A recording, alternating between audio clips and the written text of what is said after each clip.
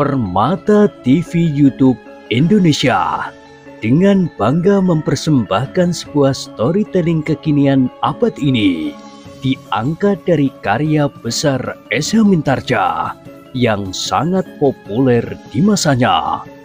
Berlatar belakang kisah tanah Jawa masa lampau dengan judul Kisah Arya Manggada.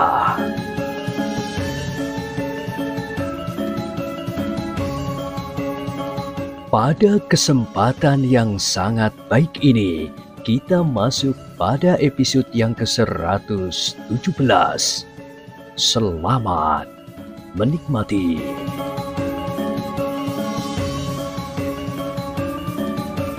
Di akhir kisah sebelumnya disebutkan, orang itu benar-benar menjadi bingung. Biasanya ia melihat orang-orang menjadi ketakutan jika mereka mendengar nama Wiro Sabet dan Suro Kendong. Bahkan orang-orang akan segera masuk rekol halaman dan hilang di balik pintu rumahnya. Jika mereka tidak sempat mencapai rumah mereka, maka mereka pun akan segera memasuki rumah tetangga-tetangganya untuk menyembunyikan diri. Tetapi kali ini, ia bertemu dengan anak-anak muda yang menyambut nama Wiro Sabet dan Suro Kendong sambil tertawa, seperti mereka menyebut Ki Jogoboyo dan juga Ki Bekel. Orang yang bertubuh kuat dan kekar itu bergumam, "Sampurno itu adalah anak Ki Jogoboyo." Sementara itu, Sampurno, Manggada dan Laksono telah menjelajahi Padukuhan Kemawang. Mereka bertemu dengan orang-orang yang menjadi keheranan, seperti orang yang bertubuh kuat dan kekar itu. Bahkan anak-anak muda sebaya mereka pun merasa heran melihat sikap itu. Sikap yang tidak sama seperti sikap orang-orang Padukuhan itu pada umumnya. Namun hari itu Sampurno, Manggada dan juga Laksono telah mulai menggelitik jantung orang-orang Padukuhan itu. Mereka memang heran, tetapi sikap ketiga anak muda itu mulai mereka renungkan.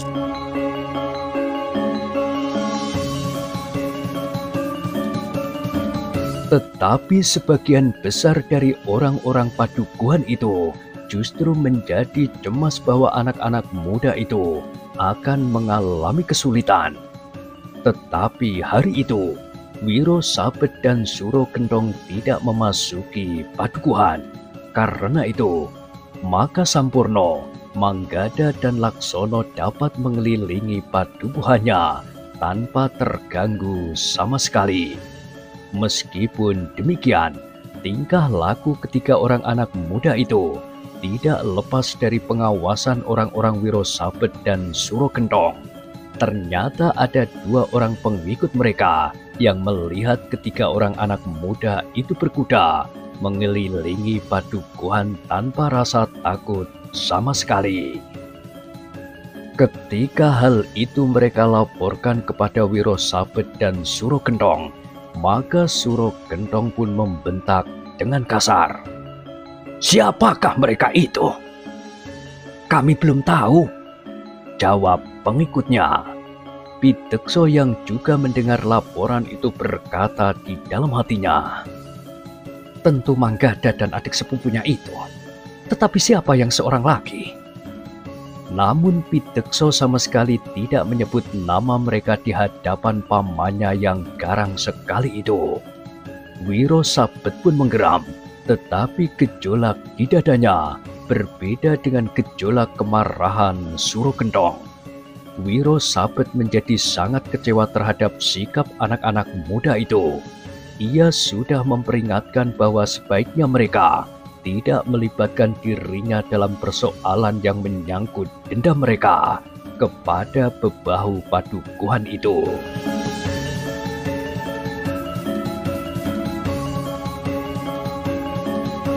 "Mereka memang keras kepala," berkata Wiro Sabet di dalam hatinya. Seperti Pidekso, ia pun segera menduga bahwa anak-anak muda itu tentu Manggada dan Laksono.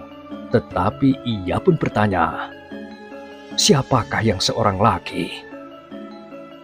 Dalam pada itu, Suro Gentong pun berkata lantang kepada pengikutnya, besok kalian harus mengetahui siapakah ketiga orang anak muda itu. Pengikut Suro Gentong itu mengangguk sambil menjawab, baik, besok aku tentu mengetahui siapakah mereka itu. Demikianlah, di hari berikutnya Sampurno, Manggada dan juga Laksono mengulangi sebagaimana dilakukan hari sebelumnya. Bertiga mereka mengelilingi padukuhan, bahkan mereka telah memasuki regol-regol halaman rumah kawan-kawan mereka untuk menyatakan sikap mereka.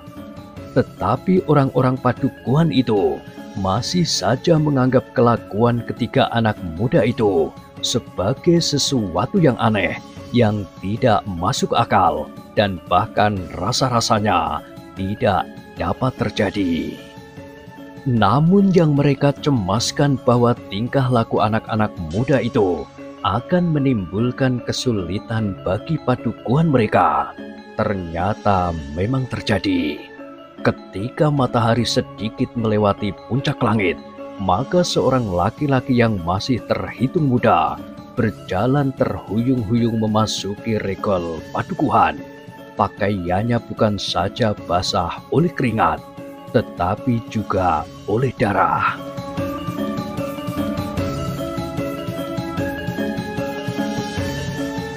Demikian orang itu sempat berpegangan pada tiang regol padukuhan, maka ia pun berteriak dengan sisa kekuatannya, tolong, tolong. Suaranya melengking menggetarkan udara padukuhan Kemawang. Beberapa orang yang tinggal tidak jauh dari regol itu memang mendengar teriakan itu, tetapi mereka merasa ragu-ragu untuk keluar dari halaman rumah mereka. Namun ketika orang itu berteriak sekali lagi, maka satu dua orang mulai keluar dari rumahnya. Dengan ragu-ragu mereka mengintip dari balik pintu regol halaman. Baru ketika mereka yakin tidak melihat sesuatu, maka mereka perlahan-lahan dan berhati-hati keluar dan turun ke jalan. Demikian mereka melihat seseorang berdiri berpegangan tiang regol padukuhan, maka tiga orang laki-laki segera berlari mendekatinya. Dengan cepat mereka menangkap orang yang hampir roboh karena kekuatannya seakan-akan telah terkuras bagaimana darahnya yang mengalir dari tubuhnya. Dengan cepat ketiga orang laki-laki itu telah membawa orang yang terluka itu ke rumah yang terletak di ujung padukuhan.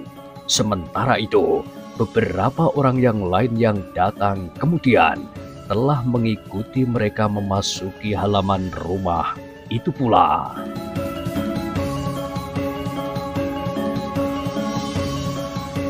Apa yang telah terjadi? Mereka pun telah saling bertanya. Tidak seorang pun yang segera dapat menjawab, sementara orang yang telah terluka itu pun masih sulit untuk dapat diajak berbicara.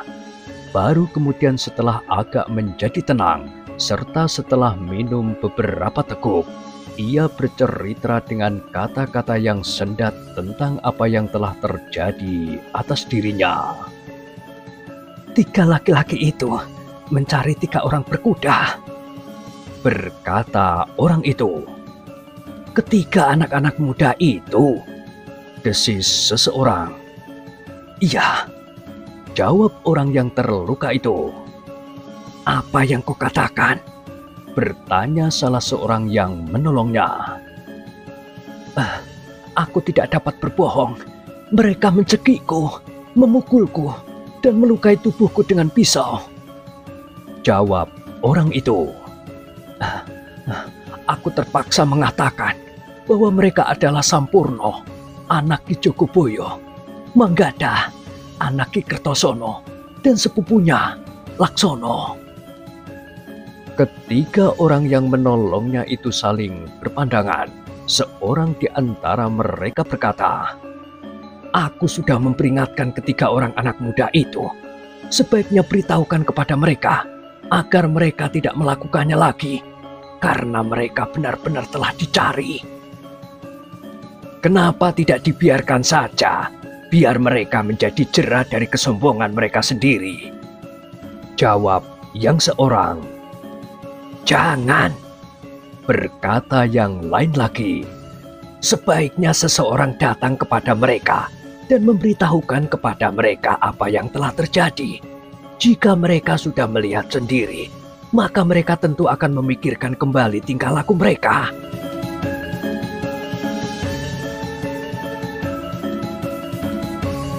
Yang lain ternyata sependapat. Karena itu, maka salah seorang dari ketiga orang itu telah memberitahukan kepada orang-orang yang ada di halaman agar salah seorang dari mereka menemui Sampurno, anak Ki Jogoboyo, sementara yang lain diminta untuk mengamati keadaan. "Mungkin pengikut Suro Gentong itu akan datang kemari," desis orang itu, karena orang itu yakin bahwa ketiga orang yang mencari anak-anak muda yang berkuda mengelilingi padukuhan itu adalah pengikut Wiro Sabet dan Suro Gentong. Dengan tergesa-gesa, bahkan berlari-lari kecil, seseorang telah pergi ke rumah Ki Jogoboyo. Demikian ia bertemu dengan Sampurno. Maka ia langsung memberitahukan apa yang telah terjadi di ujung jalan induk dari padukuhan itu.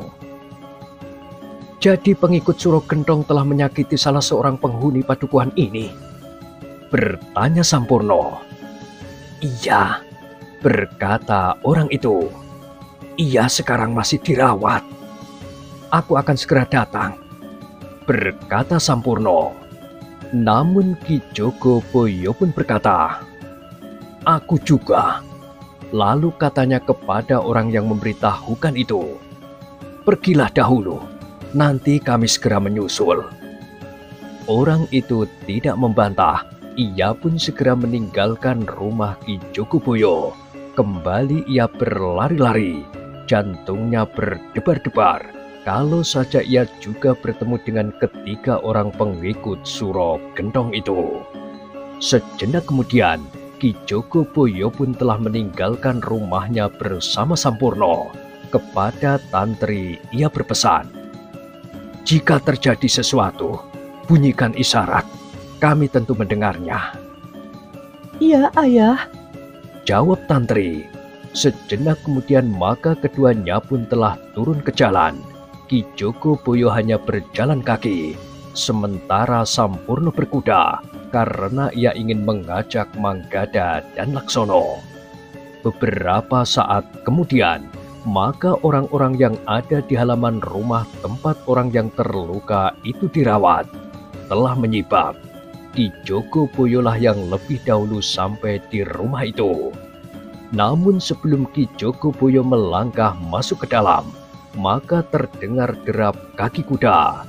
Sampurno, Manggada dan Laksono telah sampai pula ke tempat itu. Setelah menambatkan kuda-kuda mereka, maka bersama Ki Jogoboyo, mereka telah masuk ke ruang dalam untuk melihat keadaan orang yang telah mengalami kesulitan karena tingkah laku dari para pengikut Wiro Sabet dan Suro Gentong itu. Ketika Ki Jogoboyo dan ketiga orang anak muda itu berdiri di tepi pembaringan, maka keadaan orang itu sudah menjadi lebih baik. Luka-lukanya sudah dibersihkan dan diobati.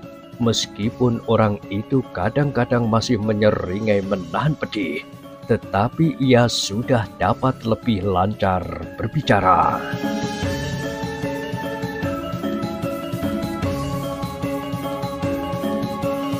"Mereka mencari Sampurno, Manggada dan Laksono," berkata orang itu. "Ketika aku mereka tangkap, maka aku tidak dapat ingkar dan terpaksa mengatakan tentang kalian bertiga." Tetapi di luar dugaan mereka, ketiga orang anak muda itu tidak menjadi ketakutan. Bahkan Manggada bertanya dengan wajah yang tegang oleh kemarahan yang bergejolak di dadanya. Apakah kira-kira mereka masih di tempat mereka menangkapmu? Apa yang akan kau lakukan? Bertanya orang itu. Daripada mereka mencari kami, biarlah kami bertiga mencari mereka. Jawab Manggada. Orang-orang yang mendengar jawaban itu memang terkejut. Sementara itu, Sampurno berkata pula, semakin cepat semakin baik. Keadaan seperti ini tidak boleh terjadi berlarut-larut. Namun seorang di antara mereka yang ada di ruangan itu berkata, tetapi ingat anak-anak muda, mereka adalah kaki tangan Wiro Sabet dan Suro Gentong. Kami tidak peduli siapapun yang telah memperlakukan keluarga Padukuhan kami dengan kasar dan apalagi melukainya, maka mereka harus dibalas. Tetapi tidak terhadap Wiro Sabet dan Suro Gentong, berkata orang yang lain. Namun jawab Ki Jogoboyo juga mengejutkan. Biarlah hal itu mereka lakukan. Aku justru sependapat. Apalagi aku sebagai Jogoboyo di sini bertanggung jawab atas keselamatan dan keamanan padukuhan ini. Orang-orang itu menjadi heran. Selama ini mereka tidak pernah mendengar seseorang yang berani menentang Wiro Sabet dan Suro Gentong. Mereka menjadi keheranan dan terkejut melihat pada hari-hari terakhir 3 orang anak muda yang berkuda berkeliling di padukuhan, dan kini bahkan mereka akan langsung menemui ketiga orang pengikut Wiro Sabet dan Suro Gentong. Seseorang yang terhitung tua berkata, Angger, kita jangan kehilangan akal. Pikirkan keputusan Angger untuk mencari orang-orang itu sekali lagi. Ki Jogoboyo yang terpancang pada tugasnya itu kurang memperhatikan perkembangan Wiro Sabet dan Suro Gentong. Ia bukan Wiro Sabet dan Suro Gentong yang ketakutan dan melarikan diri melihat orang-orang padukuhan ini datang dengan senjata seadanya. Tetapi ia sekarang adalah murid sebuah perguruan dan sudah memiliki ilmu yang tinggi. Apalagi ia datang bersama beberapa orang seperguruannya dan bahkan telah bekerja bersama dengan Ki Sopo Aruh. Tetapi jawab Ki Jogoboyo, siapa yang mengatakan bahwa Wiro Sabet dan Suro Gentong berilmu tinggi? Mereka sendirilah yang mengatakan kepada orang yang sempat ditemuinya untuk menakuti orang-orang padukuhan ini. Orang-orang yang ada di rumah itu menjadi semakin bingung. Sementara Ki Jogoboyo berkata kepada Sampurno dan kedua kawannya, lihat, apakah ketiga orang itu masih ada di sana? Sampurno tidak menunggu lebih lama lagi. Bersama Manggada dan Laksono, mereka pun segera keluar dari rumah itu. Dan dalam sekejap, kuda-kuda mereka telah berderap menuju ke tempat yang ditunjukkan oleh orang yang terluka itu. Sepeninggal ketiga orang anak muda itu, beberapa orang masih berusaha memperingatkan Ki Jogoboyo. Namun Ki Jogoboyo justru berkata, jangan harapkan aku akan menyerah kepada mereka. Satu pemberitahuan yang pantas kalian dengar, bahwa Wiro Sabet, Suro Gentong dan Ki Sopo Aruh berniat untuk merampas padukuhan ini dan menguasainya. Aku akan berjuang mati-matian, bukan sekedar untuk mempertahankan jabatanku, tetapi justru karena aku tahu apa yang akan terjadi jika mereka menguasai padukuhan ini. Ki Demang Kalegen tentu akan berada di bawah pengaruh Ki Sopo Aruh, Wiro Sabet dan Suro Gentong. Karena itu, sebelum hal itu terjadi, maka aku akan berusaha mencegahnya dengan mengorbankan apa saja yang aku punya jika perlu. Orang-orang yang mendengar tekad Ki Jogoboyo itu menarik nafas dalam-dalam. Mereka sadari bahwa Ki Jogoboyo memang benar justru karena ia mengemban tugas. Sikap itu pantas mendapat dukungan dari setiap orang. Tetapi mereka tidak mempunyai keberanian untuk melakukannya. Karena itu, maka orang-orang yang ada di rumah itu hanya terdiam saja. Beberapa saat kemudian maka Ki Jogoboyo itu pun minta diri. Ia akan pulang dan kepada orang-orang yang ada di rumah itu ia berkata, "Ingat, aku tidak akan pernah menyerah kepada Wiro Sabet dan Suro Gentong." Orang-orang yang mendengar pernyataan itu hanya berdiam diri saja. Namun sepeninggal Ki Jogoboyo, beberapa orang mulai berbincang. Mereka mulai menilai sikap Ki Jogoboyo yang berani itu. Namun seorang di antara mereka berkata, "Ki Jogoboyo nampaknya memang seorang bebahu padukuhan yang baik. Tetapi sikap Ki Jogoboyo dan anaknya serta kedua kawannya itu dapat berakibat sangat buruk bagi kami. Mungkin Ki Jogoboyo sendiri mampu melindungi dirinya sendiri. Tetapi apa yang dapat kami lakukan terhadap para pengikut Wiro Sabet dan Suro Gentong? Mereka hari ini melukai seorang warga padukuhan ini. Besok lagi dan bahkan mungkin mereka mulai membunuh." "Kita minta pertanggungjawaban Ki Jogoboyo," sahut yang lain. "Yang dapat dilakukan oleh Ki Jogoboyo memang sangat terbatas. Mungkin ia sendiri akan mengalami kesulitan untuk melindungi dirinya dan keluarganya jika Wiro Sabet dan Suro Gentong benar-benar mulai bertindak kasar." Berkata yang lain lagi. Seorang yang bermata dalam tiba-tiba saja berkata, "Kita akan minta kepada Ki Jogoboyo untuk menghentikan perlawanannya."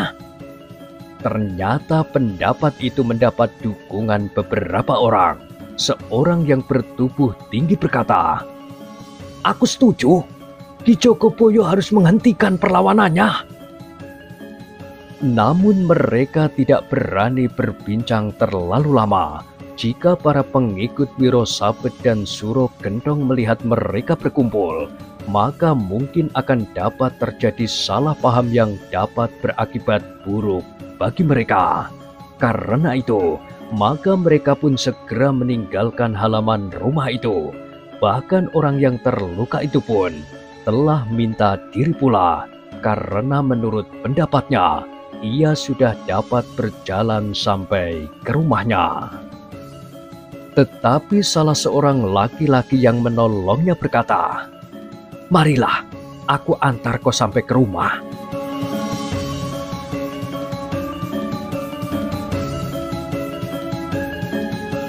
Dalam pada itu, maka Sampurno, Manggada, dan Laksono telah sampai ke bulak persawahan.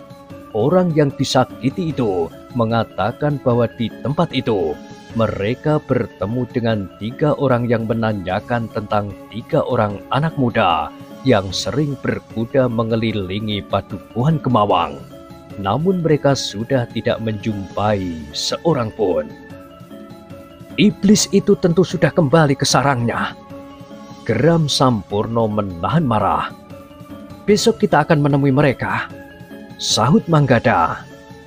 "Mudah-mudahan mereka benar-benar mencari kita," berkata Laksono pula. Sampurno menarik nafas dalam-dalam. Namun kemudian ia bertanya, "Lalu apa yang akan kita lakukan sekarang?" "Tidak ada," jawab Manggada. "Kita kembali ke padukuhan. Kita katakan kepada orang-orang yang ketakutan itu bahwa mereka tidak perlu takut menghadapi Wiro Sabet dan Suro Gentong, bahkan Ki Sopo Aruh."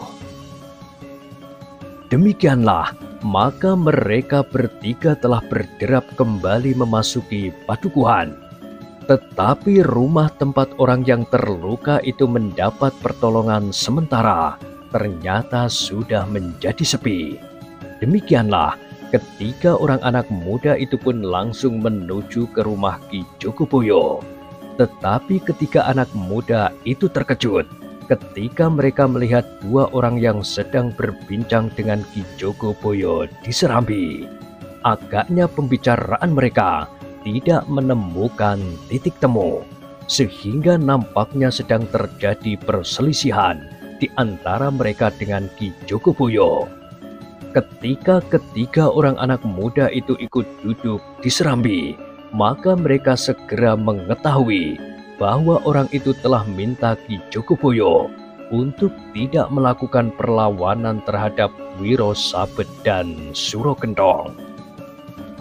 Orang yang datang itu adalah orang yang bermata dalam yang ada pula di antara orang-orang yang mengerumuni orang yang dilukai oleh pengikut Wiro Sabet dan Suro Gentong itu. "Ki Jogoboyo," berkata orang bermata dalam itu tanpa menghiraukan ketiga orang anak muda yang ikut duduk di Serambi itu. "Ki Jogoboyo, jangan terpancang pada kedudukan Ki Jogoboyo. Mungkin Ki Jogoboyo benar, tetapi sama sekali tidak berperhitungan. Nah, sekarang korban telah mulai jatuh. Untung orang itu tidak dibunuh oleh pengikut Wiro Sabet dan Suro Gentong." Pembicaraan mereka ternyata terputus ketika mereka mendengar pintu sekedeng diketuk orang. Selagi mereka bertanya-tanya siapa lagi yang telah datang, maka terdengar suara seseorang memanggil. Namun yang dipanggil adalah justru nama Tantri. Ki Jogoboyo itu pun segera mengetahui bahwa yang datang adalah Wiseso. Dengan kesal Sampurno bangkit dan melangkah menuju ke pintu. Sebenarnya lah bahwa yang berdiri di belakang pintu itu adalah Wiseso. "Marilah," Sampurno mempersilahkan. Setelah menutup dan menyelarak pintu, maka Sampurno telah mengajak Wiseso untuk duduk pula di Serambi itu. Dalam pada itu, Ki Jogoboyo yang tidak menghiraukan kehadiran Wiseso itu pun kemudian berkata kepada orang yang bermata dalam itu, "Dengar jawabanku sekali lagi. Aku tidak akan pernah tunduk kepada tekanan Wiro Sabet dan Suro Gentong. Aku berharap orang-orang Padukuhan ini bersedia bersamaku menentang mereka. Tetapi jika kalian tidak berani, maka jangan menghambat usaha kami." "Kami tidak mungkin tinggal diam, Ki Jogoboyo, karena yang akan mengalami bencana adalah kami, orang-orang sepadukuhan," jawab orang itu. "Nah, kau tahu kenapa demikian?" bertanya Ki Jogoboyo. Orang itu tidak segera menjawab. "Dengar," berkata Ki Jogoboyo, "karena mereka sebenarnya adalah penakut. Mereka sama sekali tidak berani berbuat apa-apa kepadaku, kepada anakku dan kepada anak-anak muda ini.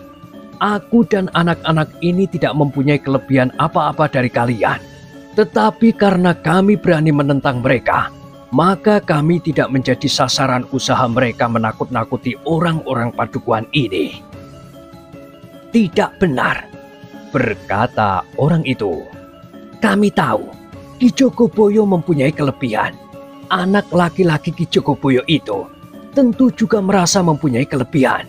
Entahlah dengan anak dan kemenakan Ki Kertosono itu. Jadi kalian menganggap bahwa aku mempunyai kelebihan dari kalian?" bertanya Ki Jogoboyo. "Ya," jawab orang itu. "Jika demikian, yakinlah bahwa aku dan anak-anak muda ini berusaha untuk melindungi kalian," berkata Ki Jogoboyo. "Tetapi itu tidak mungkin, Ki Jogoboyo," berkata orang itu. "Wiro Sabet dan Suro Gentong serta beberapa orang saudara seperguruannya adalah orang-orang Linue." "Omong kosong," bentak Ki Jogoboyo yang menjadi marah. "Mereka tidak berani datang kepadaku.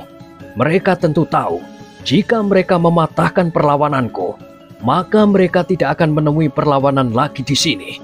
Tetapi mereka tidak berani datang. Mereka menunggu satu kesempatan yang baik," berkata orang yang bermata dalam itu. Aku tidak peduli, jawab Ki Jogoboyo. Tetapi kami minta dengan sangat Ki Jogoboyo untuk tidak meneruskan perlawanan atas nama semua orang di padukuhan ini. Tidak, jawab Ki Jogoboyo yang menjadi semakin marah. Jika aku tidak mau, kalian mau apa? Kalian akan menentang aku. Lakukan. Aku akan memperlakukan kalian sebagaimana Wiro Sabet dan Suro Gentong melakukan. Kau kira aku tidak dapat melakukan? Kau kira aku tidak dapat menyakiti dan bahkan membunuh orang yang menentang aku? Aku tidak takut seandainya kalian semuanya berpihak kepada Wiro Sabet dan Suro Gentong menentang aku. Aku tidak takut seandainya kalian semua ingin mengangkat Wiro Sabet dan Suro Gentong menjadi Kami Tuo dan Jogoboyo di padukuhan Gemawang, serta mengangkat Ki Sopo Aruh menjadi bekal. Orang bermata dalam itu mengerutkan dahinya sehingga matanya menjadi semakin dalam. Di luar sadarnya ia berkata, tentu kami tidak menghendakinya, Ki Jogoboyo. Nah, sekarang kalian dapat memilih Wiro Sabet dan Suro Gentong atau aku, geram Ki Jogoboyo. Orang bermata dalam itu memang menjadi bingung. Ia sadar bahwa Ki Jogoboyo adalah seorang yang berilmu. Mereka pun menduga bahwa anak laki-lakinya juga berilmu.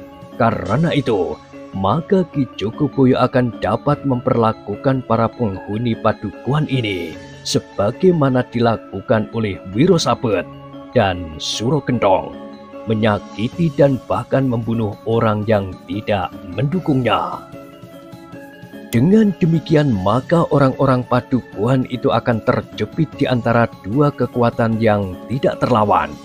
Wiro Sabet dan Suro Gentong di satu pihak, sedang di pihak yang lain Ki Jogoboyo serta anaknya, dan tentu dua orang anak muda yang bernama Manggada dan Laksono itu.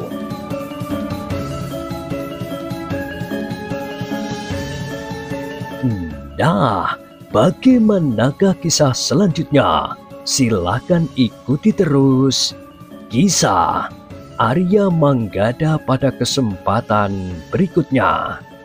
Sampai jumpa.